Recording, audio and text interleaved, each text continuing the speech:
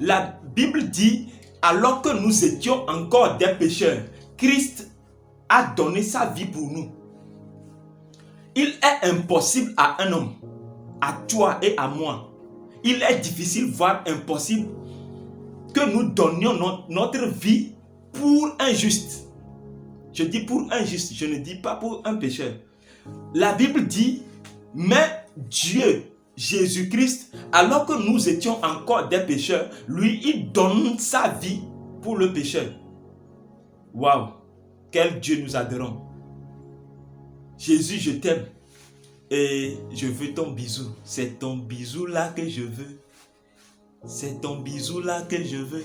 C'est ton bisou là que je veux. Jésus, je t'aime.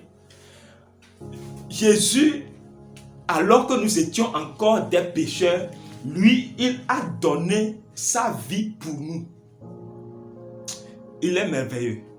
Il est difficile que nous puissions donner notre vie pour un juste. Regarde l'histoire d'un juste, d'un riche dans une famille.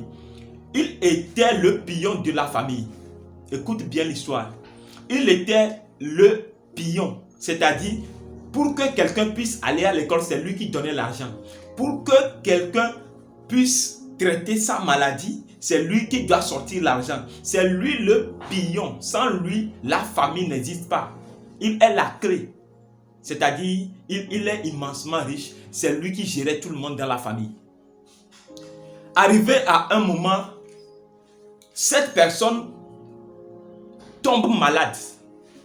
Et le médecin dit qu'on doit sacrifier quelqu'un avant qu'il ne puisse vivre.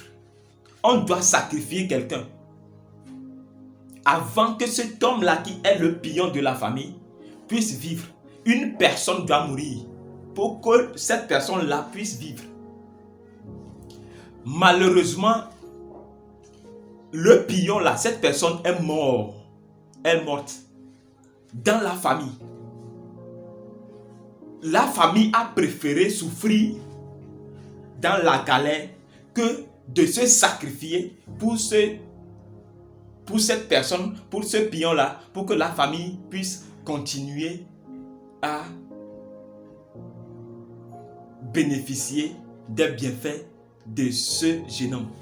Vous voyez, bien qu'il était le pion de la famille, c'est lui qui gérait la famille, pour que quelqu'un puisse manger, même c'est lui.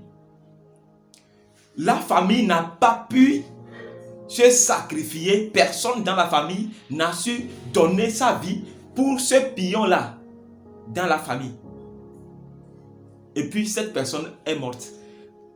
La Bible dit, alors que nous étions des vers, nous n'étions que des vers de terre, des choses insignifiantes, Dieu, lui, il vient, il s'humilie et puis il meurt à notre place.